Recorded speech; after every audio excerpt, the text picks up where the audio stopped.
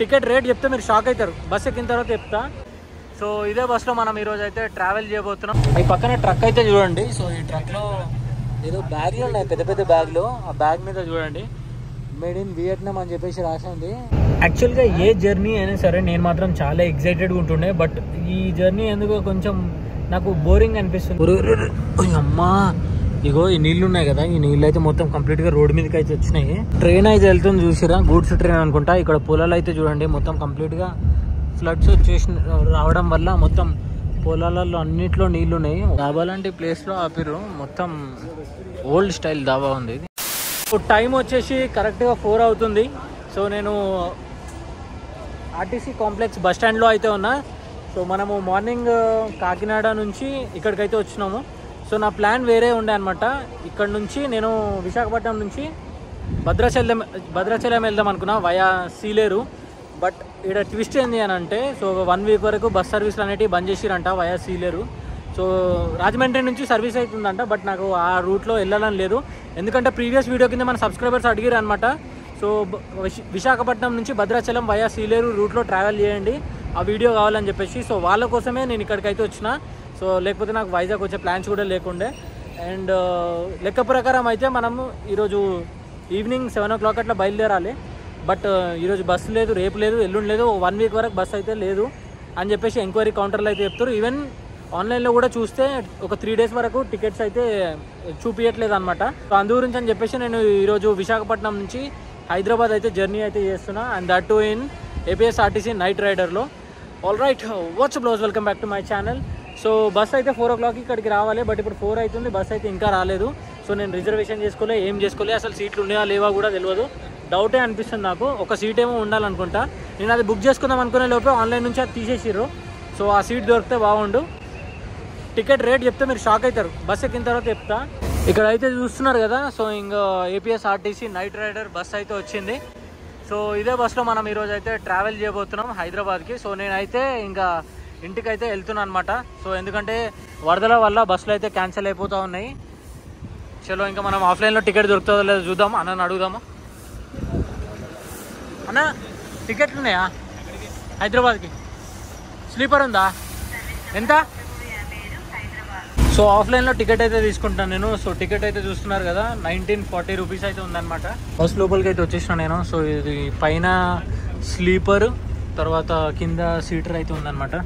So 2+1 పైన అయితే, and even కింద కూడా ఒక సైడ్ అంతా మొత్తం సీటింగ్ ఉంది, ఒక సైడ్ అంతా మొత్తం స్లీపర్ అయితే ఉంది. సో ఇక్కడ అయితే చూడండి మొత్తం బెడ్షీట్లు, బ్లాంకెట్ అట్లాంటివి ఏం లేవు. సో ఇక్కడ పిల్లో చూడండి డిఫరెంట్గా ఉంది.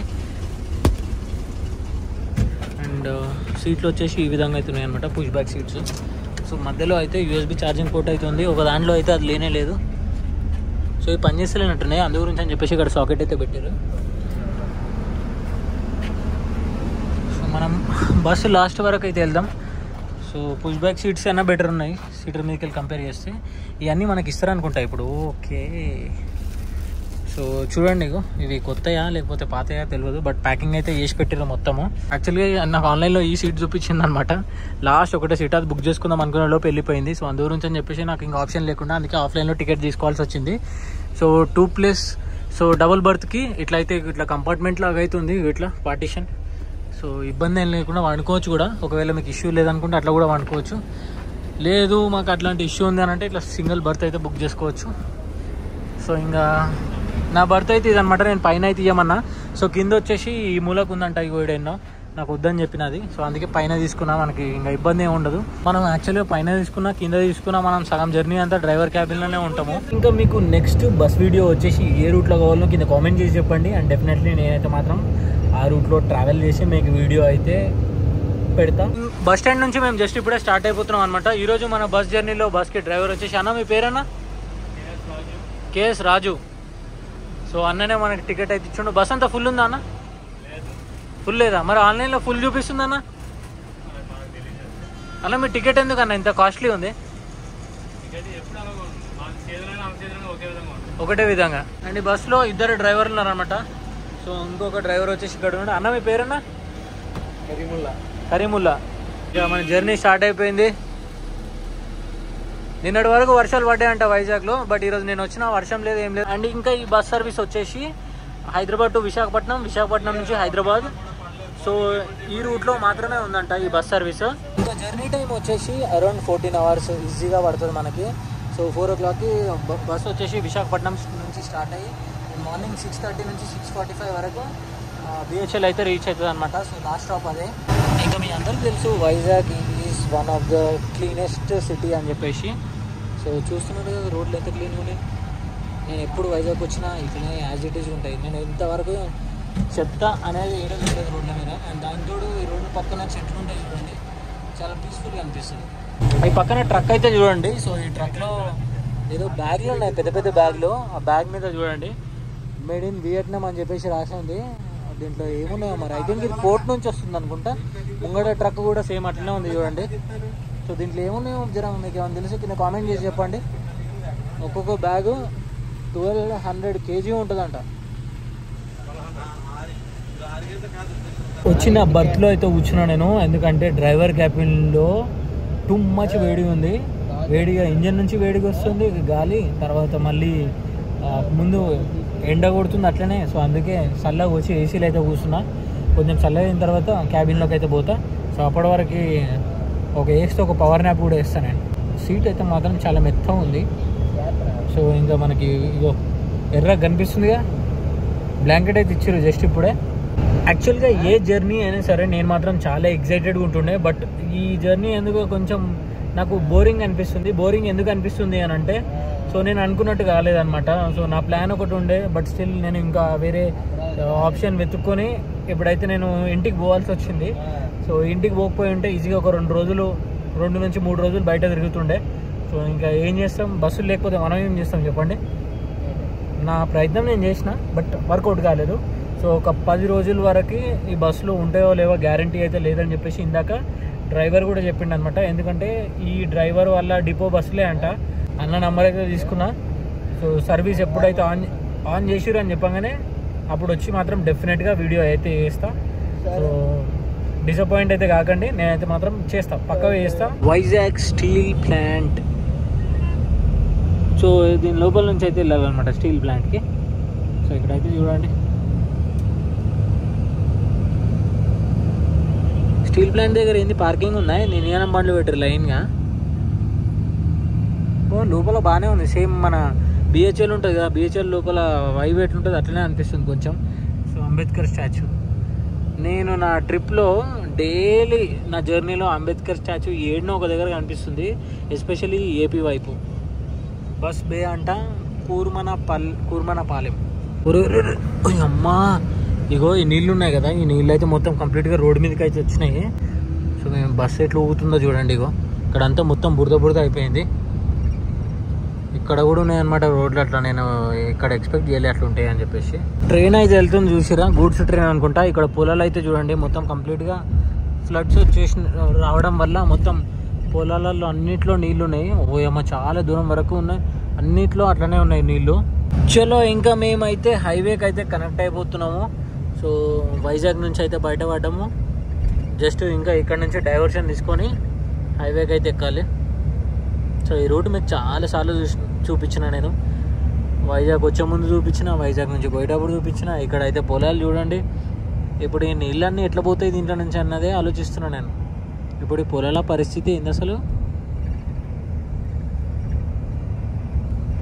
ఆవు చూడండి, ఒకటే ఆవు ఉంది. ఆవు పక్కన కొంగ. ఈ బస్సులో స్నాక్స్ కూడా ఇస్తారు అనమాట.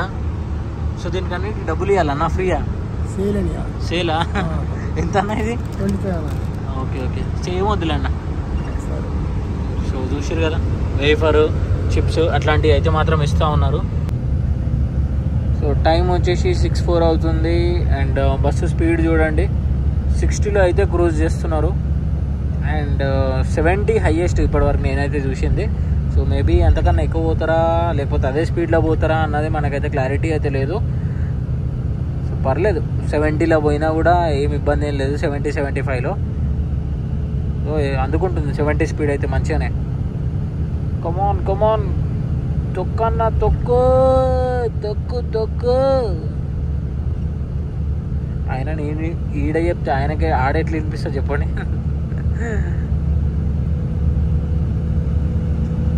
ఈ బండి వచ్చేసి పాత బండి అనమాట, BS4 బండి.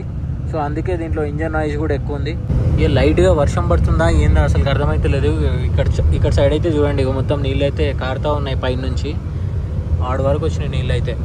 అన్నవరం బస్ స్టాండ్ నుంచి జస్ట్ ఇప్పుడే స్టార్ట్ అయిపోయినాం మేము. అండ్ నెక్స్ట్ వచ్చేసి ఇంకా రాజమండ్రి బస్ స్టాండ్, అండ్ దాని తర్వాత విజయవాడ బస్ స్టాండ్ లోపలికి అయితే వెళ్తుంది బస్సు. అండ్ దాని తర్వాత నుంచి ఇంకా సీదా హైదరాబాద్.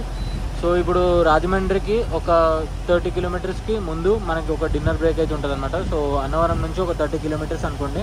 సో ప్రాబ్లీ ఒక 1 అవర్లో మనకు ఒక డిన్నర్ బ్రేక్ అయితే ఉంటుంది.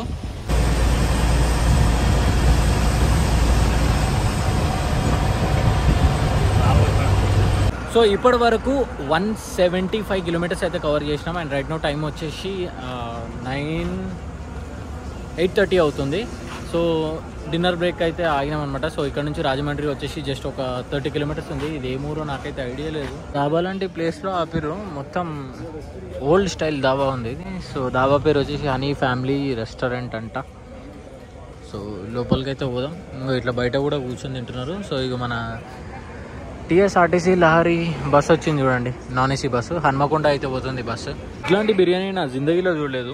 సో చికెన్ పీసెస్ సపరేట్ ఇచ్చారు, అండ్ తర్వాత బిర్యానీ రైస్ సపరేట్ ఇచ్చారు అనమాట. సో రైతా, తర్వాత మిర్చి కసాలన్, ఇక్కడ ఆనియన్ చూడండి ఎట్లా ఇచ్చారు. సో తినైతే చూద్దాం టేస్ట్ ఎట్లుందో.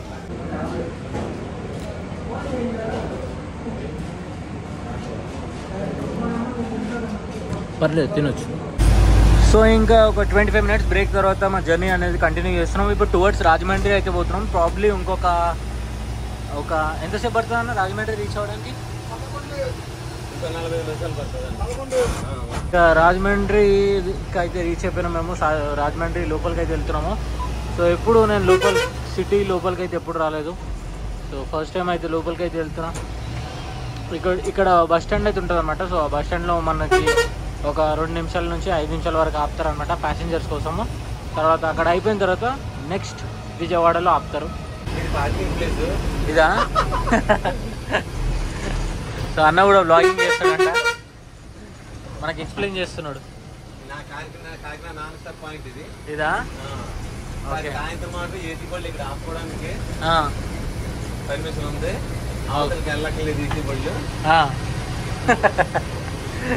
సో ఇంకా ప్లాట్ఫామ్ మీదకి అయితే తీసుకొచ్చారు. ప్లాట్ఫామ్ నంబర్ 20 దగ్గరికి.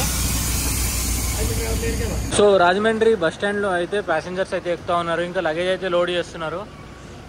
సో ఈ బస్సులో నైట్ రైడర్ అని చెప్పేసి రాసింది కదా, అదైతే మొత్తం కంప్లీట్గా ఫేడ్ అయిపోయినట్టుంది. ఈ బస్ ఎందుకు నాకు కొంచెము ఆ ఇందిరా కోచ్ ఉంది చూడండి, సేమ్ ఆ విధంగానే అనిపిస్తుంది డిజైన్ ఇట్లా ఇదంతా, అండ్ కలరు అదంతా. సో బస్ స్టాండ్ అయితే చూడడానికి ఈ విధంగా అయితే ఉంది. సో పెద్ద బస్ స్టాండే, ఈజీగా ఒక 20 పైన ప్లాట్ఫామ్స్ అయితే ఉన్నాయి. సో ఎంక్వైరీ కౌంటర్ అక్కడ ఉంది, బుకింగ్ కౌంటర్ కూడా అక్కడనే ఉంది. సో ఒక చిన్న రెస్టారెంట్ ఉంది, స్టాల్ ఉంది. పల్లె వెలుగు బస్సు ఉంది ఇక్కడ కాకినాడ డిపోది. సో ఇక్కడ నుంచి కాకినాడ దగ్గరనే అనుకుంటా. సో అక్కడ వచ్చేసి ఇందిరా కోచ్ అయితే వెళ్తుంది చూడండి ఇగో ఆ బస్సు డిజైన్ అండ్ మనం ఇప్పుడు వెళ్తున్న బస్సు డిజైన్ ఒకటేలా ఉంది కదా.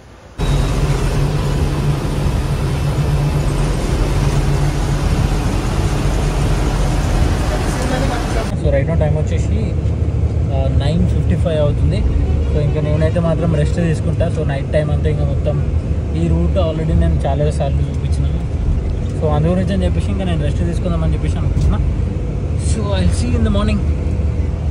Good morning guys. So present అయితే మనము జస్ట్ ఇప్పుడే MGBS అయితే దాటినాము. జస్ట్ ఇప్పుడే లేచిన నేను.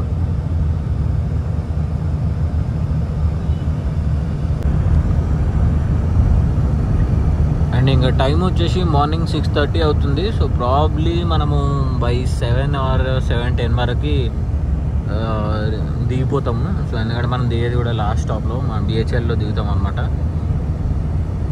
సో మార్నింగ్ టైంలో ట్రాఫిక్ అయితే ఏం లేదు ప్రస్తుతానికైతే, అండ్ వర్షం కూడా లేదు, ఎండ కొడుతుంది. నేను ఇక్కడ నుంచి బయలుదేరిన రోజు అయితే ఫుల్ వర్షం ఉండే, ఇప్పుడైతే వర్షం లేదు ఏం లేదు. బస్ అంతా మొత్తం ఖాళీ అయింది, అందరు దిగేసారు, ఎవ్వరు లేరు చూడండి. సో నేను ఒక్కనే ఉన్నా బస్లో.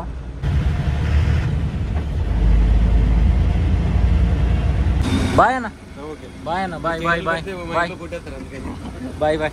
సో ఫైనల్లీ మన జర్నీ అయితే కంప్లీట్గా అయిపోయింది. ఇంకా ఓవరాల్గా నా ఎక్స్పీరియన్స్ అయితే మాత్రం చాలా బాగుండే. అండ్ రైట్ నో టైం వచ్చేసి 7:30 అవుతుంది. సో మార్నింగ్ 6:20కి అట్లా MGBSకి అయితే తీసుకొచ్చారు. సో ట్రాఫిక్ ఉండడం వల్ల ఇంతసేపు అయితే అయిందనమాట. సో నా ఎక్స్పీరియన్స్ అయితే మాత్రం చాలా అంటే చాలా బాగుండే. ఇంకా ఈ వీడియో కూడా ఇక్కడితో నేను చేస్తాను. ఇంకా I'll see in the next video. Until then take care, bye, one life.